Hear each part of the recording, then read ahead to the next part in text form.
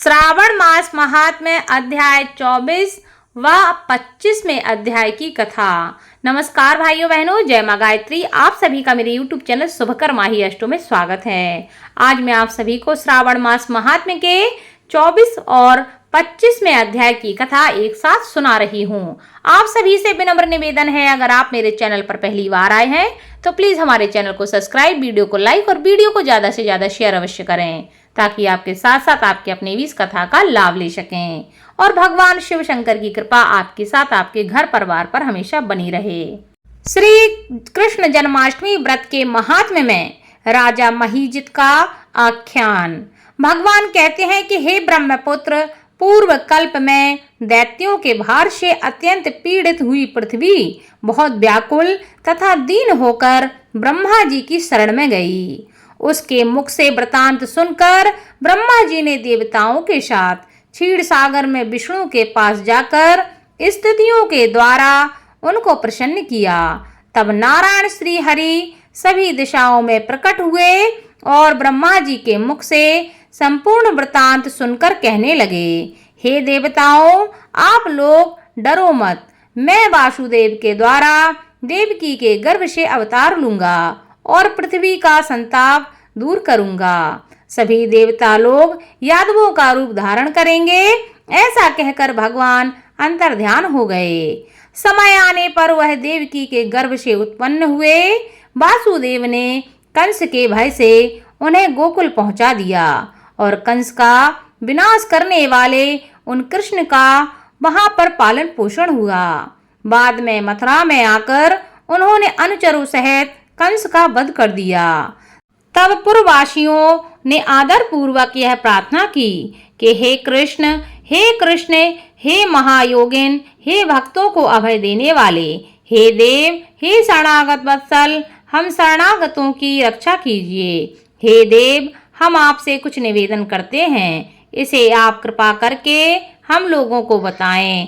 आपके जन्मदिन के कृत्य कोई कहीं भी नहीं जानता। वह शव आपसे जानकर हम सभी लोग उस जन्म दिवस को पर वर्धापन नामक उत्सव मनाएंगे। अपने प्रति उनकी भक्ति, श्रद्धा और सौहार्द को देखकर भगवान कृष्ण ने अपने जन्मदिन के संपूर्ण कृत्य को उनसे कह दिया।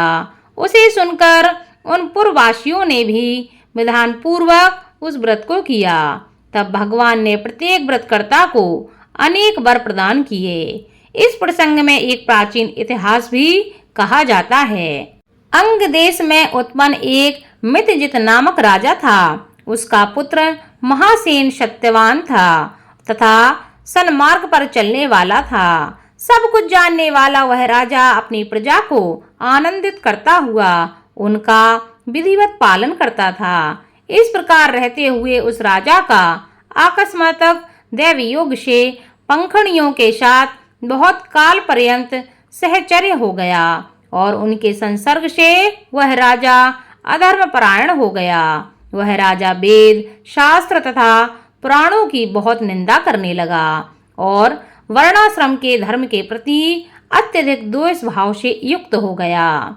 हे मुनि श्रेष्ठ, बहुत दिन व्यतीत होने के पश्चात काल की प्रेरणा से वह राजा मृत्यु को प्राप्त हुआ और यमदूतों के अधीन हो गया।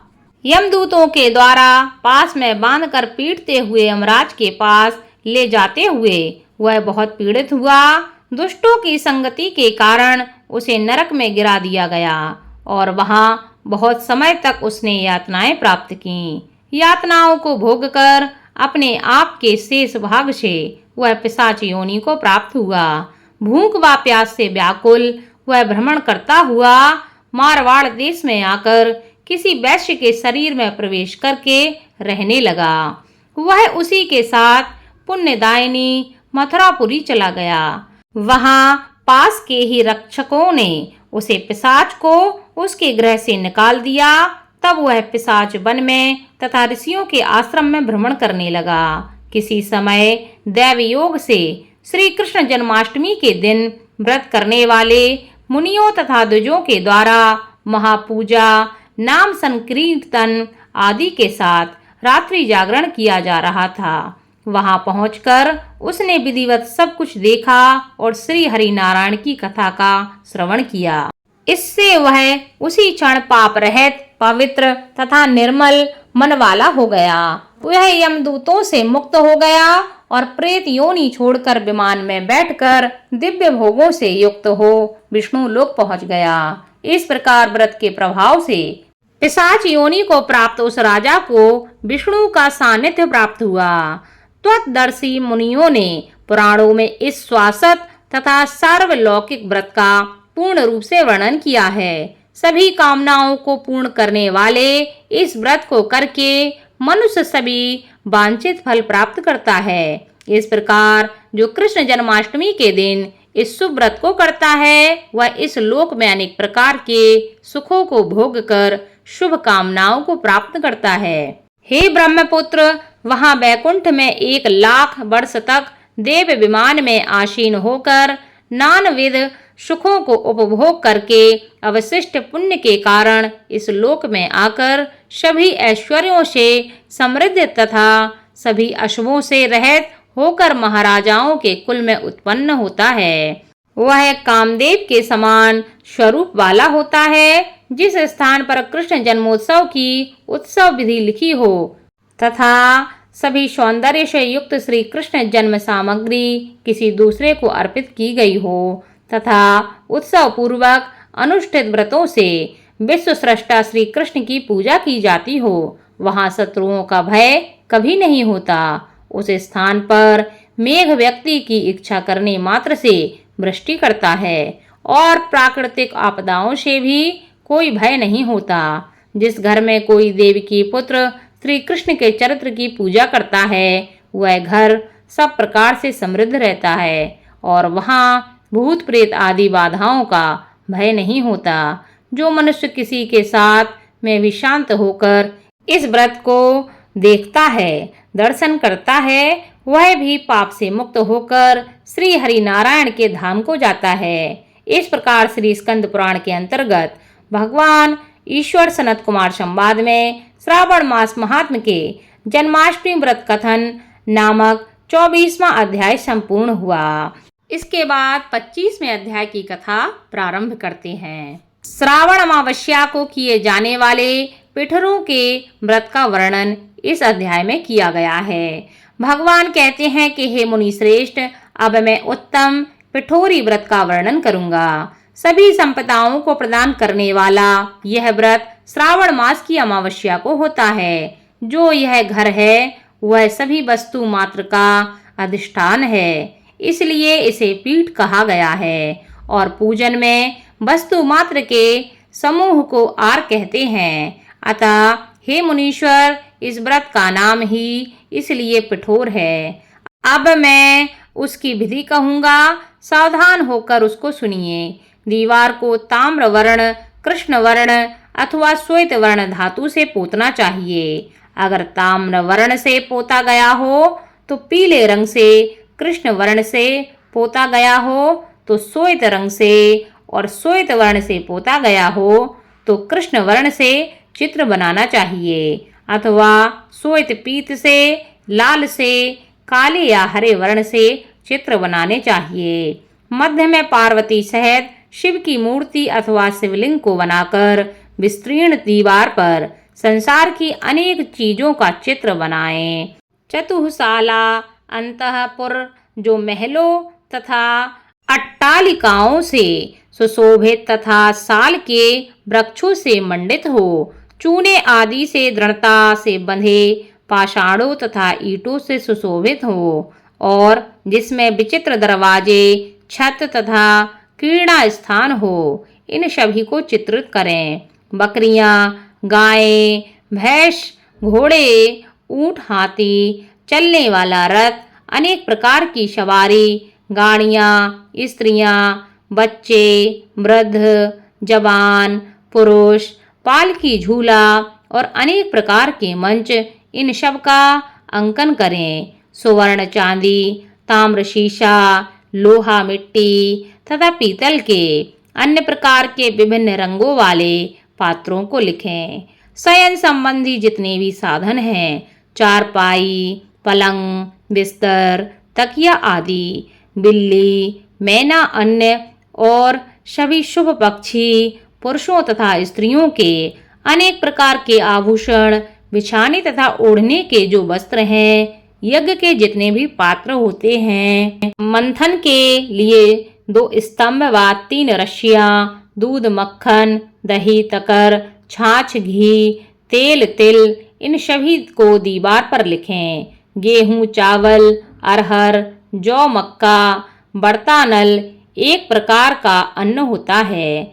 चना, मसूर, कुल्थी, मूंग, कांगली, तिल, कोदो, कातसी नामक अन्य, सावा चावल, उड़द, ये सभी धान वर्ग से अंकित करें। सील, लोड़ा, चूल्हा, झाड़ू, पुरुषों व स्त्रियों के सभी वस्त्र, बांस तथा तृण के बने हुए सूप आदि, ओखली, मूसल, गेहूं आदि पीसने तथा अरहर आदि दलने के लिए 2 यंत्र, चक्की तथा दरता, पंखा, चंबर, छत्र, जूता, 2 खड़ाऊं, दासी, दास, नौकर, पोष्य वर्ग, तृण आदि, पशुओं का आहार, धनुष, बाण, शतघनी, एक प्रकार का अस्त्र, खड़ग, भाला, बरछी, ढाल, पास, अंकुश, गदा, त्रिशूल, भिंदीपाल, तोमर,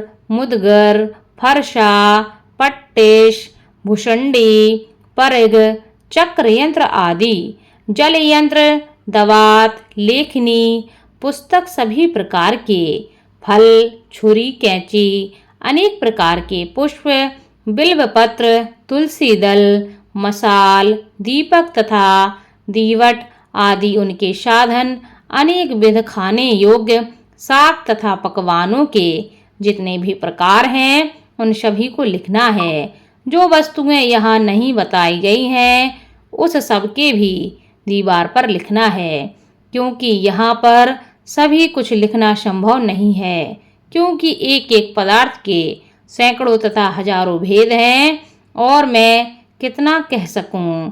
16 उपचारों से इन सभी का पूजन होना चाहिए। पूजन में अनेक प्रकार के गंध, द्रव्य, पुष्प, धूप तथा चंदन अर्पित करना चाहिए। ब्राह्मणों, बालकों तथा सौभाग्यवती स्त्रियों को भोजन कराएं।